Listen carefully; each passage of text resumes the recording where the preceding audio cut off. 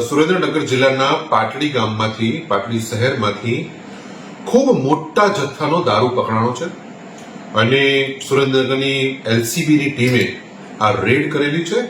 અને ત્યાં ખૂબ વિશાળ જથ્થાની અંદર લગભગ એક ટ્રક ભરીને ઇંગ્લિશ દારૂની પેટીઓ મળી આવી છે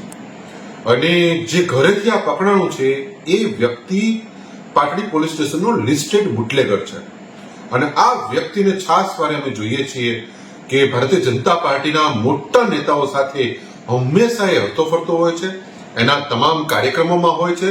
ભારતીય જનતા પાર્ટીનો ખેસ પહેરી અને એના બધા જ કાર્યક્રમોમાં હોય છે. એ વ્યક્તિના પોતાના ઇન્સ્ટાગ્રામની અંદર પોતે એ વિશાળ દારૂના જથ્થા સાથે પોતાની રીલો બનાવે. हथकड़ी और जेल की दीवारों का अब डर नहीं रहा मेरे लाल,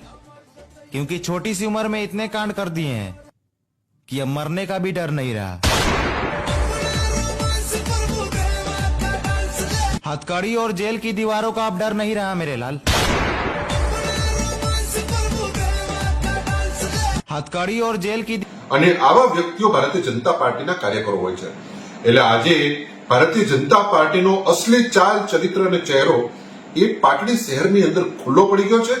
અને આવા બુટલેગરોને આજે હમણાં જ મને ખ્યાલ છે ત્યાં સુધી હર્ષભાઈ સંઘવી પણ પાટડી આવ્યા હતા ત્યારે કહેવાય છે કે એમની સાથે સાથે પણ આ માણસ ફરતો હતો અને બધા જ એમના કાર્યક્રમમાં હોય, માન્ય ધારાસભ્યશ્રીની સાથે હંમેશા એ ફરતા હોય, માન્ય સંસદ સભ્યશ્રીની સાથે હોય અને એમના અનેક ફોટાઓ અત્યારે સોશિયલ મીડિયામાં વાયરલ થઈ રહ્યા છે.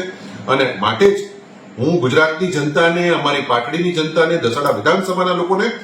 કહેવા માંગુ છું કે ભારતીય જનતા પાર્ટી એક તરફ સનાતન હિન્દુ ધર્મની વાતો કરે અને બીજી તરફ એના જ કાર્યકરો એ તમામ પ્રકારના બે નંબરી ધંધાઓ કરતા હોય છે. આ લોકોનો અસલી ચહેરો આ છે એ હવે દરેક જનતાએ જાણી લેવાની જરૂર છે. અને જ્યારે ગુજરાતના મુખ્યમંત્રી અને ગૃહમંત્રીએ કીધું હતું કે અમે કોઈ ગુનેગારોને છોડવાના નથી, ત્યારે આ ગુનેગારો તમારી સાથે કેવી રીતે ફરે છે એ પ્રશ્ન આજે ગુજરાતની જનતા અને અમારી દસાડાની સુરેન્દ્રનગરની જનતા આપણે પૂછી રહી છે.